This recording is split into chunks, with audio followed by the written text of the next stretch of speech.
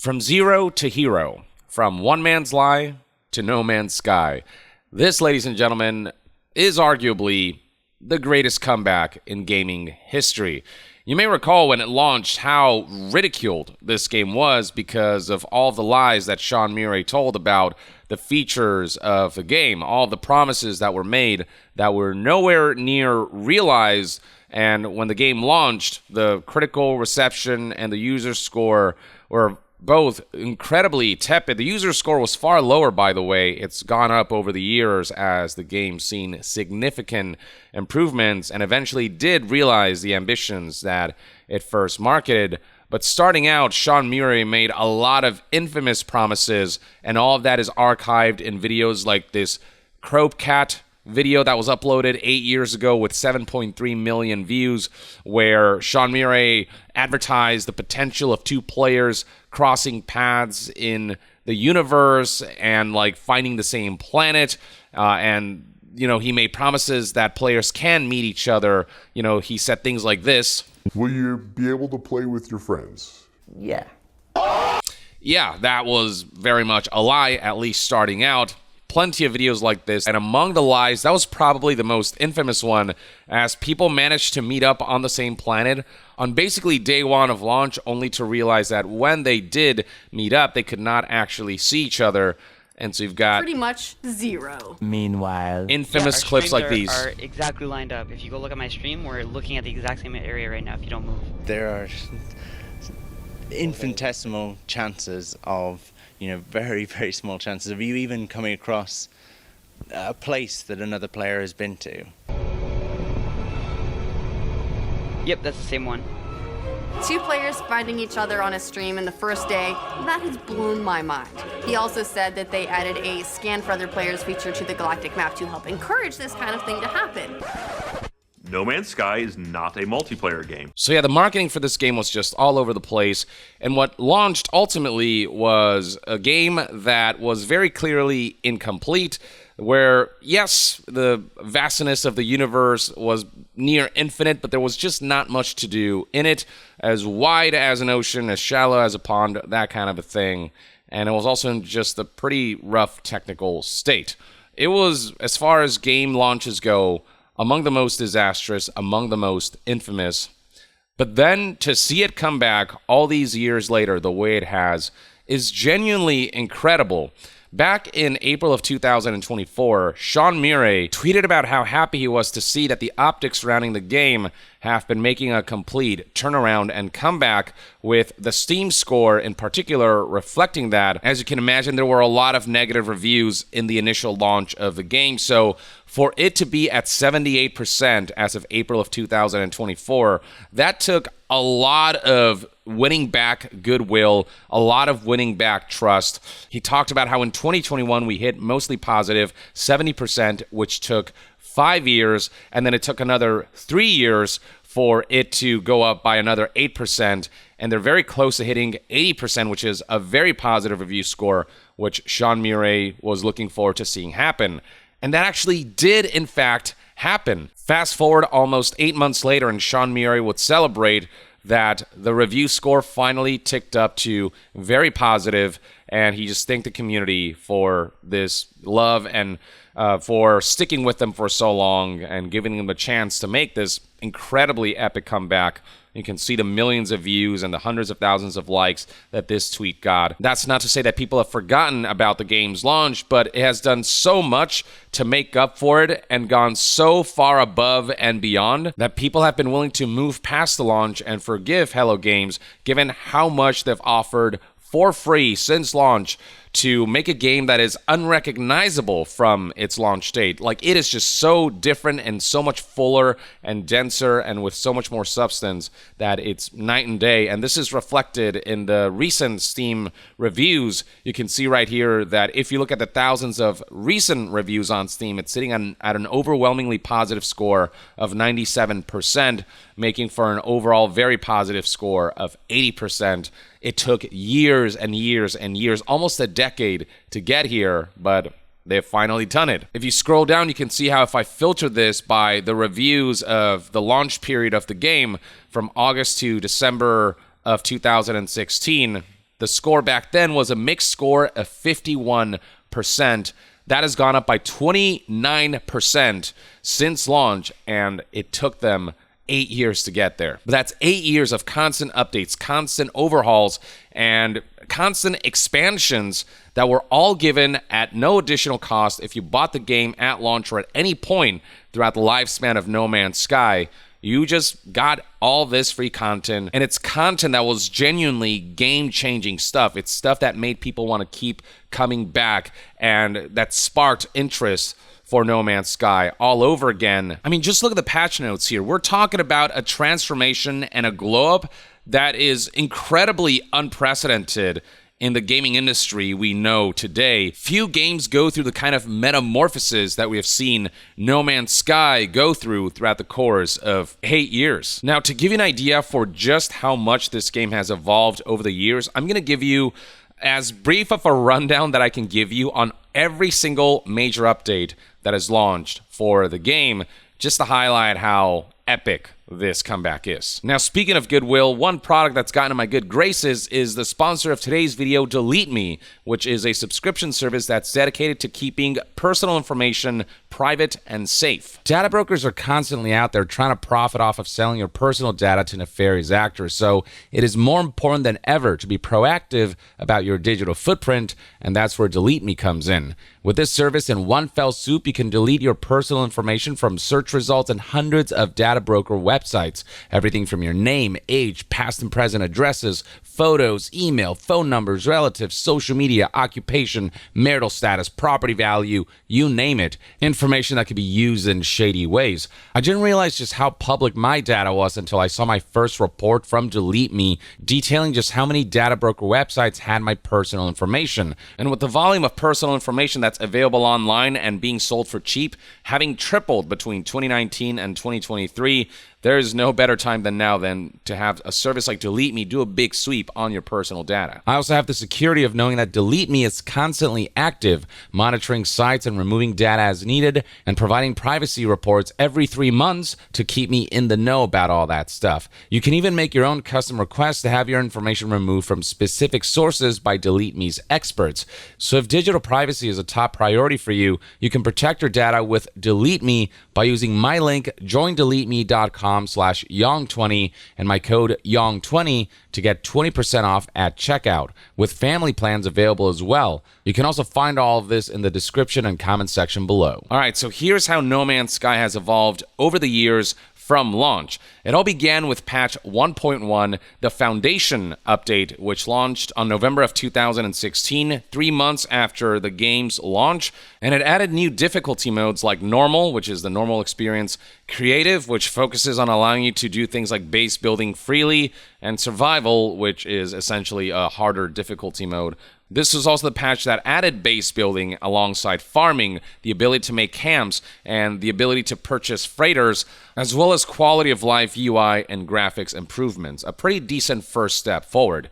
Then, 4 months later, on March of 2017, came patch 1.2, the Pathfinder update, which added a permadeath mode. It improved graphics in various significant ways. It added land vehicles for planetary exploration, alongside the ability to create races that you could tackle with land vehicles across planet surfaces. We saw the start of implementing online features like the ability to share bases so others could visit it, though this was still a far cry from full-on multiplayer. It now gave you the ability to own multiple ships in a freighter. It introduced specializations for starships and multi-tools so that you can take on different roles and gameplay styles, alongside just new weapons and weapon modes for multi-tools. It offered more variety in base building, and it added photo mode for the first time.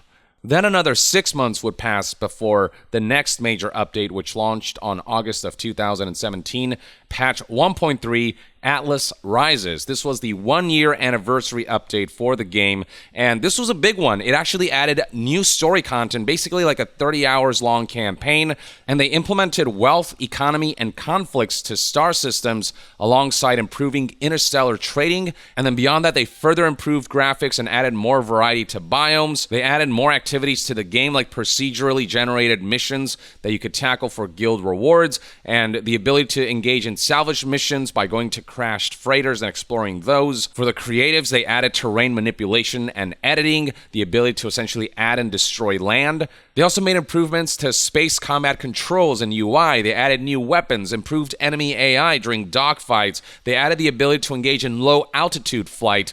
They also implemented some new ships, and they also added portals to allow you to fast travel between planets. Patch 1.3 was definitely the start of No Man's Sky's comeback, but the patch that would really solidify the comeback would come in 9 months after Atlas Rises. This one took a while. This came out on July of 2018, Patch 1.5, No Man's Sky Next. This was the one that implemented the most demanded feature of the game, full multiplayer, which means players can actually meet up, see each other's character models. This was what was initially marketed. This was the most infamous lie that they finally made good on with this patch. And with this also came the addition of a character creation. It also came with the addition of a third-person camera, as character models actually existed now. And alongside all that, the game saw a visual overhaul to just make graphics better, to improve the color palette, to add more variety to things. They also removed limitations to base building, so you can build anywhere now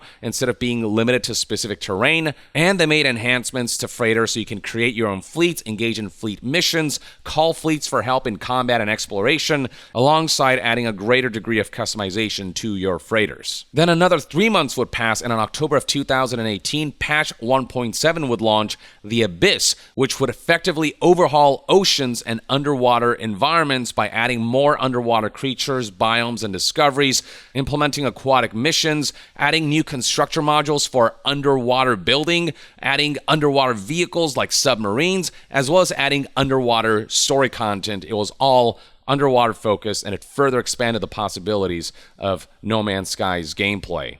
Then 1 more month later, they launched patch 1.75 called Visions, which further added planetary variety by implementing new biomes, new flora and fauna, creatures, water effects, adding new atmospheric effects like rainbows, and much more. They also added what are called exotic trophies and scattered them throughout the universe, allowing players to discover otherworldly objects that they could collect, alongside salvageable scraps and archaeological elements like the ability to discover ancient bones and much more. It would then take another 9 months for No Man's Sky to see its next major update that launched on August of 2019.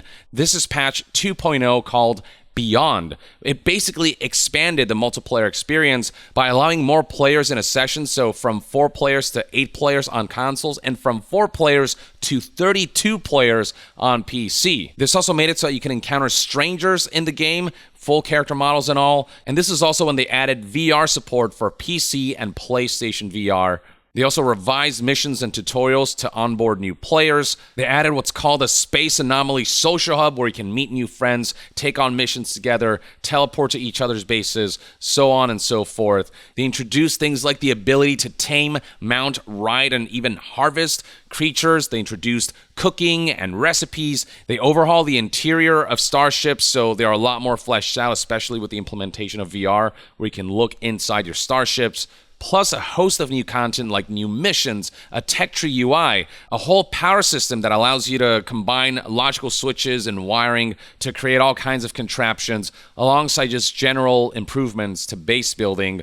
Oh, and also this patch finally allowed you to sit on chairs. A month later, on November of 2019, they would drop patch 2.2 Synthesis, which focused a lot on improving the game and adding features based on feedback. So they added the ability to upgrade and salvage ships. They added a first-person view for exocraft vehicles for non-VR users finally with this patch, and it came with a host of new quality-of-life improvements for just visuals and user interface, alongside new content like new tech, new base building parts, so on and so forth.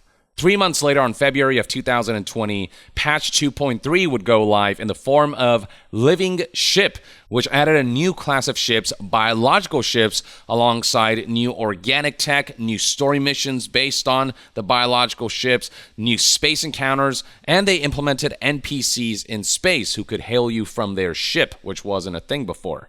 2 months later, on April of 2020, patch 2.4 would release. This patch was called Exomech. It basically introduced mechs for planetary exploration that you could ride in, all alongside new tech for vehicles like solar panels and improved scanning and much more. The big deal here, though, ultimately was the mechs, which was a very welcome addition. Then another 2 months would pass. On June of 2020, they finally added crossplay for No Man's Sky. The game had launched on Xbox around that time, and so now players on Xbox, PlayStation, and PC could play together. Definitely an awesome feature that connected the entire community. They were really on a roll in 2020. Just a month later, on July of 2020, came patch 2.6 Desolation, which I like to call the Dead Space update. The big thing with this one was the ability to explore wrecked, derelict ships, which were infested by alien life forms, which had security systems that have gone haywire. And all of these derelict ships featured interiors and stories that were procedurally generated. And alongside all this, the improvements to graphics and the improvements and enhancements to freighter features were very welcome as well. Another 2 months would then pass. On September of 2020, the game hit 3.0 status with the update Origins, which added more variety to the universe. So new planet types, more diversity in each planet, new terrain, new flora and fauna, new creatures, life forms, vegetation, new weathers, lighting conditions, buildings and structures, new environmental hazards like volcanoes and tornadoes and lightning and meteors and gravitational anomalies. They also enhanced clouds and added new kinds of skyboxes that feature double and triple stars and shooting stars. They added just more color variety to everything, and so it really made the game come alive visually, all alongside neat additions like new insect life, synthetic and robotic creatures that were introduced here, and frickin' sandworms. The user interface refresh was also more than welcome. A lot of it was visual, but it made a huge impact in giving this universe that sense of wonder.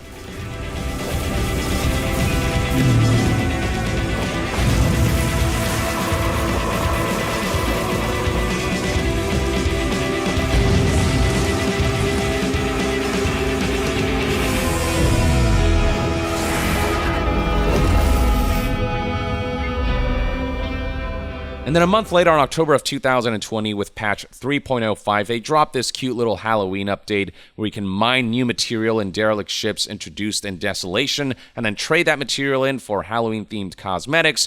And then that same month, patch 3.10 would drop, titled Next Generation. Pretty self-explanatory. It was the next-gen update for PS5 and Xbox Series that added improved graphics and performance, more players in multiplayer on consoles, less limits to base construction, and they added support for the PS5 DualSense controller features alongside PlayStation VR support on PS5. 4 months later, on February of 2021, with patch 3.2 came the update called Companions. It's basically like the Pokemon update of this game, adding the ability to tame, adopt, raise, breed, and keep wild creatures as pets. You can take these creatures and use them as companions, and you can customize them, interact with them, have them tag along with you for benefits, and you can also have these creatures lay eggs, which can be then incubated and genetically modified so you can keep the cycle going. It was just a really neat addition that added further interactivity and just more things to do in the universe of No Man's Sky. Then another month would pass. On March of 2021, through patch 3.3, No Man's Sky introduced were called Expeditions. These are essentially timed events with missions and milestones that offer exclusive rewards, and there are a bunch of expeditions that would come out throughout the lifetime of the game to give players a more focused objective throughout the lifespan of No Man's Sky. I'm not going to detail every expedition that's come out, but with patch 3.3, that's when expeditions became a thing. That's when they started to release these at a constant basis, and that would go a long way in bringing players back and giving them things to do in this universe and rewarding them for engaging with this content. 3 months later, on June of 2021, through patch 3.5 came Prisms, which was yet another visual overhaul update, but it focused a lot on improving the graphics capabilities themselves. So it added volumetric lighting, improved rain effects with wet surfaces, better hair and fur, reflections and refractions in glass and liquids, better skyboxes with more stars in the night sky, new warp effects, screen space reflections, parallax occlusion mapping, increased biome detail, better particle effects, better and richer interiors, improved photo mode, DLSS support, which is big for performance, and more. And they also added content like new exotic companions, such as rideable flying creatures. So yeah, very substantial and welcome update indeed. Then another 3 months would pass. On September of 2021, patch 3.6 would arrive. It was called Frontiers, which introduced planetary settlements, which allowed players to become overseers, found their own town, choose what they want to build, what festivals to commission, how they want to resolve arguments between townsfolk, and be forced to defend their settlements against hostile entities. Their decisions as overseers would affect things like the population, productivity, and happiness levels of those settlements. This patch also allowed for procedurally generated and unique settlements to be found across the universe, and alongside that, they also decided to overhaul base building menus and controls and add a ton of new base building parts. Then 5 months later, on February of 2022, patch 3.8 would release, called Sentinel, those mysterious enemy forces in No Man's Sky, and so it focused a lot on them. And it focused a lot on combat. So one of the things that they did was overhaul weapon systems and combat so they can make everything feel faster paced with more variety for those who like to engage in more combative aspects of the game. So just improvements across the board for boots on the ground and mech combat. And then beyond that, they added a bunch of new Sentinel enemy types, new drone types, the introduction of enemy mechs. They also added new Sentinel-themed locations across the universe, like these pillars that serve as control posts that give new stories, weapons, and more. Infiltrating these control posts will also allow you to temporarily shut down Sentinels in that planet for some time. They added like new discoverable Sentinel archives for additional lore. And for players to be more combat ready, they added new weapons, new combat upgrades, new tech like a cloaking device for stealth, or an autopilot function for your mech to have them as companions and followers. And they also added the ability to build your own drone companion, which you can have alongside you for benefits. They also enhanced combat visually by overhauling weapon visual effects and animations, and they gave some love to those who like to build and create by adding free-form multi-axis rotation for building components so you can place things with a greater degree of freedom. And they made some technical improvements like the addition of AMD FSR support and native Steam Deck support. 2 months later, on April of 2022, came another major update, patch 3.85, called Outlaws. This essentially added that criminal element into the game, kind of a Star Wars-esque update, if you will. This update implemented outlaw stations with pirates and smugglers and contraband dealers. It gave you the ability to smuggle contraband goods for large profit, alongside giving you technology that could avoid detection. You can engage in piracy with this update, essentially hijack and steal from passing trader ships and freighters, and then use forged passports to restore your reputation. They added pirates as hostile entities who can sweep in and attack buildings and settlements and planets. This patch also focused a lot on space combat, rebalancing and improving it, and giving you the ability to engage in space combat inside planets' atmospheres. With this update, you can also recruit your own squadron to help you in space combat. You can inspect those recruits and upgrade them. There's new ship tech like energy shields, more weapon variety for ships. There's improved destruction effects in space and overhauled visuals for space combat. And layered on top of all that are new missions that are based on that outlaw pirate theme that this update introduced, and there are little neat additions like new cloth simulation effects and much more. 3 months later, on July of 2022, No Man's Sky would release patch 3.94, known as Endurance. If Outlaws was the Star Wars-themed update, I'd say Endurance is the Star Trek-themed update. Endurance focused a lot on overhauling freighters, so new parts, features, quality of life improvements, cosmetic elements, visual enhancements, and customization options for freighters. With this update also came the addition of the ability to encounter and own organic freighters. They added new parts like doors, windows, observation decks, and catwalks so you can get a view of space inside your freighter. You've got new content like new missions and activities, and visual enhancements for things like black holes and nebulae and space storms and all of the space phenomena that you can associate with this universe. Then 3 months later, on October of 2022, No Man's Sky hit 4.0 with the Waypoint update. This update coincided with the release of the Switch version of the game, and with this update came the introduction of custom game modes, essentially allowing players to modify every setting possible when you start a game of No Man's Sky, so you can define exactly how you want to play. There's also a new mode called Relaxed Game Mode that was introduced here, essentially less to manage and reduce dangers, but you can still get the full No Man's Sky experience. basically the quote-unquote easy mode of the game. They added conveniences like a continual auto-saving system so you don't accidentally lose progress if you don't manually save. And alongside all that came tons of quality of life enhancements, some visual upgrades, and content additions, alongside the addition of FSR2 support on PC for AMD users. 4 months later, on February of 2023, Patch 4.1 would release. This was the Fractal update, which focused a lot on enhancing the VR experience with overhauls, improvements, additions, and customization options for a better VR gameplay experience. And they also added support for PlayStation VR 2, they improved HDR2 lighting, and this also added new missions, expeditions, content, quality of life enhancements, so on and so forth. Then another 2 months would pass. On April of 2023, Patch 4.2 would release in the form of the Interceptor update. This was also another Sentinel-focused update,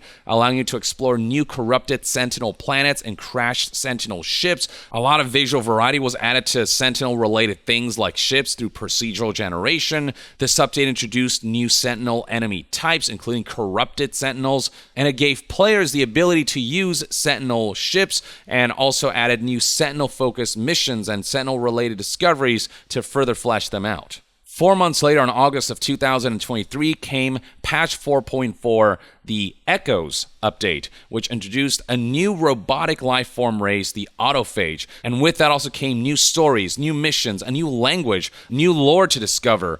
You can also play as an autophage yourself with a lot of customization features. And there are these stabs that autophages use that you can use as a multi-tool that can also be cosmetically customized. And beyond that, they added some additional depth to ship combat with the ability to divert power to different parts like your engines, your shields, and weapons. And this was also when they implemented these large-scale freighter battles, including the ability to fly through freighter trenches and blow them up, Star Wars Death Star style. Pretty cool stuff. The next major update, Patch 4.5, would take a while to launch. It would take an additional 6 months. On February of 2024, the Omega update would release. This is a cool thing they did here, where they made the game free for everyone from February 15th to February 19th, 2024. It allowed everyone to partake in this new expedition called Omega, and beyond that, the patch added new content, new planetary missions, new rewards. They decided to make some enhancements, improvements, and quality of life changes to how expeditions work in general. But mainly, it was a way to try to get more people into No Man's Sky by temporarily offering it for free, which was really cool. A month later, on March of 2024, Patch 4.6 dropped, called Orbital, which focused on overhauling space stations. So interiors of space stations were completely redesigned and expanded, with interiors that have more variety, with a lot of procedural generation involved. Each space station was also aesthetically unique based on the alien race that was leading it, all alongside the inclusion of new shops and activities, alongside this new starship editor that allowed you to build a custom ship from scratch from salvaged parts. Then another 4 months would pass. On July of 2024, No Man's Sky would go 5.0 with the update Worlds Part 1. This transformed the game visually, not only adding more variety to the universe, but adding all kinds of awesome new effects graphically. So you've got overhauled volumetric clouds, new detailed shadows, dynamic high-definition water. The water in this update looks insane. You've now got wind simulation, more dramatic weather effects, a wide range of new sky colors, improved details, denser worlds, more variety in environmental features, atmospheric effects, landscapes, flora, fauna, etc. They essentially enhanced the engine itself and not only improved the visuals, but also allowed for better performance, better loading times, and better memory management. And with this update came support for DLSS 3 for NVIDIA users, plus the addition of new content features, quality of life additions, too many of those to list in this video. 2 months later, on September of 2024, came Patch 5.1, the Aquarius update, which introduced fishing and all of the gameplay and collectibles associated with that kind of minigame. It was just a fishing update, really cool thing. That was kind of the main focus of this. It was just like a really nice, neat addition that gave you even more to do in this universe. And now you have like a record of fish that you've caught if you're into collectibles like that. You've got new recipes that you can cook with the fish, so on and so forth. And then last but not least, that brings us to November of 2024, 2 months after the Aquarius update. This was the month that we saw the implementation of cross-save. It was also an update that added support for PlayStation 5 Pro. Cross-save was without a doubt one of the most requested features, so now not only can you play with all players, you can take a save file and play it across all of the platforms that you own, be it Xbox, PlayStation, PC, you name it. And then when it comes to support for PS5 Pro, aside from your visual and performance enhancements, they decided to take advantage of the ability for PS5 Pro to output 8K. So apparently with this update, the game now supports 8K 30 FPS on PS5 Pro. And also there was the neat addition of the Normandy, which made an appearance back in 2021, but you had a time limit to obtain the Normandy and claim it as part of your fleet. The Normandy came back for another 2 weeks as part of the N7 celebration day, so that was kind of neat for players who missed out on that. And with that, we are fully up to date on No Man's Sky and everything that it has added since launch. It's a long-ass list. We're talking about 8 years of continuous updates, continuous overhauling. The transformation of this game is truly astounding, and I'm probably just scratching the surface because after today's video, there's going to be plenty more updates, plenty more overhauls. I mean, the Worlds update alone, that's part 1, and it was that significant. I'm curious to find out what part 2 looks like. Not to mention that Hello Games has a new game in the works called Light No Fire, which is almost like the inverse of No Man's Sky. No Man's Sky is about this vast universe with trillions of planets or whatever. Light No Fire is about one planet that is gigantic, that everyone will inhabit, that everyone will participate in, and that's a really cool concept and idea, and it's more of a fantasy setting than a sci-fi setting. You can see the amount of goodwill that Hello Games has won back, judging by the likes to dislikes ratio over 99% positive and the 18 million views that this trailer alone has garnered, the announcement trailer. And this right here, I mean, it looks sick. It looks dope. It looks really unique and the kind of game that only Hello Games could tackle with the experience that they've accrued. All they have to do now is not fuck it up like they did with No Man's Sky's launch. But I'll be honest with you, after everything I've seen from No Man's Sky, all of the updates, and how far Hello Games as a developer has come since the launch of No Man's Sky, it doesn't feel like we're going to see a repeat of No Man's Sky's launch. I feel like Light No Fire will be, hopefully, fingers crossed, like it feels like it could be special at launch. It feels like with how much of a safety net No Man's Sky's success has given them and all the experience that they've accrued throughout the development of No Man's Sky's continuous updates and lifespan, how much experience all of that has given them, I think all of that will translate to Light No Fire, and it's hard to believe that they'll screw this up like they did before, given the progress that Hello Games has made and the progress that No Man's Sky has made. This is such a cool concept for a game that I don't think any other developer has really thought of or can make, because Hello Games has been exclusively working on this level of like gigantic procedural generation that is also filled with substantive activities. And so hopefully they'll knock it out of the park with this one. This is a kind of comeback that's worth celebrating. That's not to say that we should encourage companies to launch products in a half-assed state and technically broken state and make promises that they can't keep only to keep them later. Like that should not be the status quo. But in terms of a disastrous launch like No Man's Sky, the best outcome is a comeback of this scale. And this is a comeback like no other, truly. And so there is at least some credit that's due with that.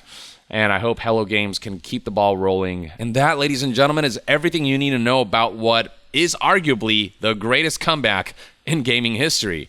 Let me know in the comments below what your thoughts and opinions are on the progress of Hello Games and No Man's Sky, and what do you think about Light No Fire, and do you have high hopes for the launch of that game even after No Man's Sky's rough launch? Share your thoughts in the comments below, and to be further updated on all things gaming news, reviews, and discussions, stay tuned right here on Young Yeah. I'll see you guys next time. Young out.